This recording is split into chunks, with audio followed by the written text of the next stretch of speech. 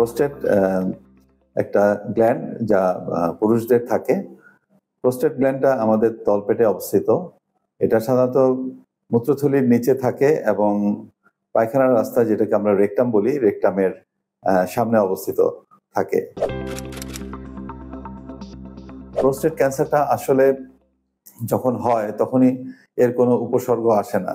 এটা উপসর্গ দেখা দেয় অনেক পরে। প্রোস্টেট গ্ল্যান্ডটার মধ্যে দিয়ে মূত্রনালী ক্রস করে এবং এই প্রোস্টেটটা যখন ক্যান্সারের কারণে বড় হতে থাকে তখন মূত্রনালীর উপরে চাপ পড়ে। তো মূত্রনালীর উপর যখন চাপ পড়ে তখন দেখা যায় যে প্রস্রাব করার সময় বিভিন্ন ধরনের উপসর্গ হতে পারে। যেমন প্রস্রাব করতে কষ্ট হওয়া, চিকন নলে প্রস্রাব হওয়া, যখন প্রস্রাব করে পুরোপুরি মূত্রথলি খালি হয় না, কিছু প্রস্রাব থেকে যায়, পরবর্তীতে কিছুক্ষণ পরে আবার তার প্রস্রাবের বেগ আসা। এই উপসর্গগুলি প্রাথমিকভাবে রোগী বলতে পারে। প্রোস্টেটের মধ্যে যে ক্যান্সার কোষ, সেগুলির পরিমাণ খুবই কম থাকে, কিন্তু এটা আস্তে আস্তে রক্তের মাধ্যমে এটা শরীরে ছড়িয়ে যেতে পারে। প্রোস্টেট ক্যান্সারের প্রধান ছড়ানোর স্থান হচ্ছে হাড়। আমাদের যে বোন আছে, বনে প্রোস্টেট ক্যান্সার সবচেয়ে বেশি ছড়ায়, যে কারণে আমাদেরকে প্রোস্টেট ক্যান্সারের স্ক্রিনিং খুব ইম্পর্টেন্ট। যে আমাদের 50 বয়স ঊর্ধ্ব হলে প্রোস্টেট ক্যান্সার হচ্ছে কিনা সেই জন্য আমাদেরকে অবশ্যই কিছু পরীক্ষা নিরীক্ষা করা উচিত। প্রোস্টেট ক্যান্সারকে সাধারণত বলা হয় বার্ধক্যজনিত ক্যান্সার, অর্থাৎ বয়স যারা 50-এর ঊর্ধ্ব বয়স তাদের হয়ে থাকে। এবং বয়স্কদের ক্যান্সারের মধ্যে এটা স্কিন ক্যান্সারের পরেই দ্বিতীয় প্রধান ক্যান্সার। এই প্রোস্টেট ক্যান্সার হওয়ার জন্য কিছু রিস্ক ফ্যাক্টর আছে, যেমন একটা হচ্ছে বয়স সবচেয়ে ইম্পর্টেন্ট, 2 নম্বর হচ্ছে ফ্যামিলি হিস্ট্রি যদি থাকে সেক্ষেত্রে হতে থাকে। কিছু রেশিয়াল ফ্যাক্টর আছে, যেমন যারা ব্ল্যাক তাদের ক্ষেত্রে প্রোস্টেট ক্যান্সারের সম্ভাবনাটা অনেক বেশি হয়ে থাকে। এছাড়া কিছু জিন মিউটেশনের কারণে হয়ে থাকে, যেমন BRCA1, BRCA2 জিন মিউটেশন, এগুলো ক্ষেত্রেও অনেক সময় প্রোস্টেট ক্যান্সার দেখা যায়। এছাড়া আরো কিছু কিছু কারণ আছে যেগুলি সাধারণত আমরা কম রিস্ক ফ্যাক্টর বা লো রিস্ক বলে থাকি, যেমন খাদ্যাভ্যাস, যারা চর্বি জাতীয় খাবার বেশি খায় তাদের ক্ষেত্রে স্মোকিং এটা একটা কারণ হয়ে থাকে। প্রোস্টেট গ্ল্যান্ড থেকে যে রসটা নিঃসরণ হয় সেটা আমাদের যে স্পার্ম শুক্রাণু আছে, শুক্রাণুর গতি সঞ্চালন করা এবং শুক্রাণুর কে বেঁচে থাকতে সাহায্য করে, তার নিউট্রিশনাল সাপোর্ট দেয় এবং তার মুভমেন্ট, শুক্রাণু যেন প্রপারলি মুভ করতে পারে এবং ডিম্বাশয়ে যে পৌঁছাতে পারে সেই ব্যাপারে সহযোগিতা করে থাকে। সেহেতু প্রোস্টেট গ্ল্যান্ডটি আমাদের পুরুষদের জন্য খুবই একটা গুরুত্বপূর্ণ গ্ল্যান্ড, যা বংশ বৃদ্ধিতে সাহায্য করে থাকে। বেশিরভাগ ক্ষেত্রে দেখা যায় যে 50 ঊর্ধ্ব ব্যক্তিদের ক্ষেত্রেই প্রোস্টেট ক্যান্সার সাধারণত হয়ে থাকে। 50-এর নিচে প্রোস্টেট ক্যান্সারের হওয়ার সম্ভাবনা খুবই কম থাকে। প্রোস্টেট ক্যান্সার এমন একটি রোগ যেটা আমাদের হাড়ে ছড়ায়, সেই জন্য স্ক্রিনিং খুব ইম্পর্টেন্ট। আমরা স্ক্রিনিং এর মধ্যে প্রথমত আমরা একটা প্রোস্টেট থেকে এক ধরনের এনজাইম নিঃসরণ হয় প্রোস্টেট ক্যান্সারের কোষ থেকে, যেটাকে আমরা প্রোস্টেট স্পেসিফিক অ্যান্টিজেন বলি। আমরা এই রক্তে এই পিএস এর একটা নির্দিষ্ট মাত্রা থাকে, কিন্তু যখন প্রোস্টেট ক্যান্সার হয় তখন এটা অনেক বেড়ে যায়, অনেকের ক্ষেত্রেই বেড়ে যায়। তো আমরা পিএস এ পরীক্ষা করে আমরা হয়তো রোগটা নির্ণয় করতে পারি, এটা একটা। এছাড়া ক্লিনিক্যালি আমরা পায়খানা রাস্তায় আঙ্গুল দিয়েও প্রোস্টেট গ্ল্যান্ডটার গঠন এবং এর কনসিস্টেন্সিটাকে আমরা বুঝতে পারি।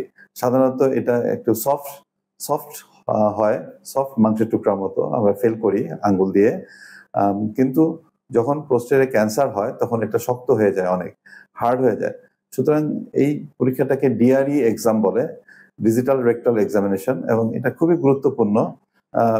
বয়স্ক পুরুষদের ক্ষেত্রে ডিআরই এক্সাম করেও প্রোস্টেট গ্ল্যান্ডের কোনো অ্যাবনর্মালিটি আছে কিনা সেটা জানা যেতে পারে। এছাড়া কিছু ডায়াগনস্টিক টুলস আমরা ব্যবহার করতে পারি, লাইক হাই রেজলিউশন আল্ট্রাসোনোগ্রাফি আমরা করতে পারি, সিটি স্ক্যান, বিশেষ করে এমআরআই এইটার অত্যন্ত গুরুত্বপূর্ণ ভূমিকা আছে প্রোস্টেট ক্যান্সার নির্ণয়ের, এবং ক্যান্সারটি প্রোস্টেট গ্ল্যান্ডের ভিতরে কোন স্থানে অবস্থিত বা ক্যান্সার প্রোস্টেট গ্ল্যান্ডকে ভেদ করে এর যে আবরণ থাকে, আবরণের বাইরে চলে গিয়েছে কিনা সেটাও আমরা নির্ণয় করতে পারি এমআরআই এর মাধ্যমে। প্রোস্টেট ক্যান্সার পুরুষদের দ্বিতীয় কমন ক্যান্সার লাং ক্যান্সারের পর, এবং এর ইনসিডেন্স অনেক বেশি।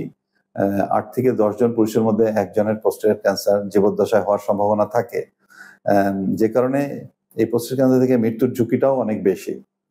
এবং এই ক্যান্সারটা যেহেতু প্রাথমিক অবস্থায় সাধারণত ধরা পড়ে না, কারণ সেই সময় উপসর্গ তেমন একটা থাকে না, সেহেতু অনেক সময় যখন উপসর্গ দেখা দেয় তখন রোগটা অনেক অ্যাডভান্স স্টেজে চলে যায়। যেই কারণে প্রোস্টেট ক্যান্সার স্ক্রিনিং খুবই গুরুত্বপূর্ণ। সকল পুরুষদেরকে জানতে হবে যে তাদের শরীরে প্রোস্টেট নামে একটা গ্রন্থি আছে, যেটা মূত্রথলির নিচে থাকে। এই গ্রন্থির বয়স বৃদ্ধির সাথে সাথে, অর্থাৎ 50 ঊর্ধ্ব বয়সে পরে এই প্রোস্টেটে ক্যান্সার হওয়ার সম্ভাবনা থাকে। সেজন্য একটা বয়সের পরে যে প্রোস্টেট গ্ল্যান্ডের কোনো পরিবর্তন হচ্ছে কিনা বা ক্যান্সার হচ্ছে কিনা, সেজন্য স্বপ্রণোদিতভাবে তারা ব্লাডের প্রোস্টেট স্পেসিফিক অ্যান্টিজেন টেস্টটা করতে পারেন, অথবা সার্জনদের কাছে যেতে পারেন যে তার প্রোস্টেট গ্ল্যান্ডের কোনো পরিবর্তন হচ্ছে কিনা সেটা দেখার জন্য। এবং এই ক্যান্সারটা যেহেতু নিরাময় করা সম্ভব যদি প্রাথমিক স্টেজে ধরা পড়ে, সেই জন্য এর যে রিস্ক ফ্যাক্টরগুলি আছে, যেমন ভালো খাদ্যাভ্যাস করা, চর্বি জাতীয় খাবার কম খাওয়া, তারপর কোনো হরমোন ট্রিটমেন্ট নেওয়ার আগে সচেতনতা অবলম্বন করা। এছাড়া কিছু ভিটামিন আছে, যেমন ভিটামিন ই, এগুলি অতিরিক্ত খেলে অনেক সময় প্রোস্টেট ক্যান্সারের ঝুঁকি বাড়ে। সেগুলিকে বুঝে খাওয়া অথবা ডাক্তারের পরামর্শ অনুযায়ী খাওয়া। তো এভাবে আমরা চাইলে প্রোস্টেট ক্যান্সারের ঝুঁকি কমাতে পারি। প্রোস্টেট ক্যান্সারের আমরা চিকিৎসা 3 ভাবে করতে পারি। একটা হচ্ছে, আমরা যদি প্রাথমিক অবস্থায় ধরা পড়ে তাহলে এখানে সার্জারির বিশেষ রুল আছে। আর যদি সার্জারির পর আমাদের মনে হয় যে এটা আবার ফিরে আসতে পারে, সেক্ষেত্রে আমরা সেখানে রেডিয়েশন দিতে পারি। এছাড়া হরমোনের যে ইনফ্লুয়েন্সের কারণে প্রোস্টেট ক্যান্সার কোষ বৃদ্ধি হয়ে থাকে, সেটাকে প্রিভেন্ট করার জন্য আমরা টেস্টোস্টেরন হরমোন সাধারণত আমাদের অন্ডকোষ থেকে রিলিজ হয়। আমরা টেস্টোস্টেরন হরমোন কমানোর জন্য 3টি পদ্ধতি ব্যবহার করতে পারি। একটা হচ্ছে অন্ডকোষ শরীর থেকে রিমুভ করা, যেটাকে আমরা অর্কিডেক্টমি বলি, এবং এইটা সার্জারি করে করা যায়।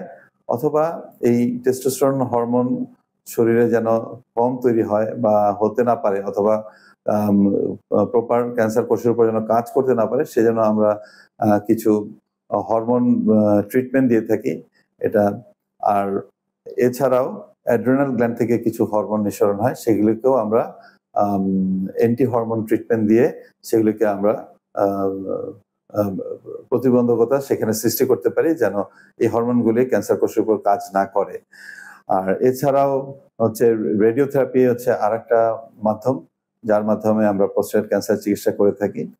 যদি প্রাথমিক অবস্থায় ধরা পড়ে, সেক্ষেত্রে সার্জারির বিকল্প হিসেবে রেডিওথেরাপি, বর্তমানে খুবই অত্যাধুনিক রেডিওথেরাপি এর ব্যবস্থা আছে, তার মাধ্যমে আমরা প্রোস্টেট গ্ল্যান্ডের পুরো ক্যান্সারকে ধ্বংস করে দিতে পারি। এছাড়াও অনেক সময় দেখা যায় যে প্রোস্টেট ক্যান্সার যদি বেশি বড় হয়ে যায় অথবা অ্যাডভান্স স্টেজে ধরা পড়ে, যেখানে প্রোস্টেট ক্যান্সার মূত্রথলিকে ধরে ফেলে অথবা পায়খানা রাস্তাকে ধরে ফেলে, সেসব ক্ষেত্রেও আমরা রেডিয়েশন দিয়ে রোগটাকে কন্ট্রোলে রাখতে পারি।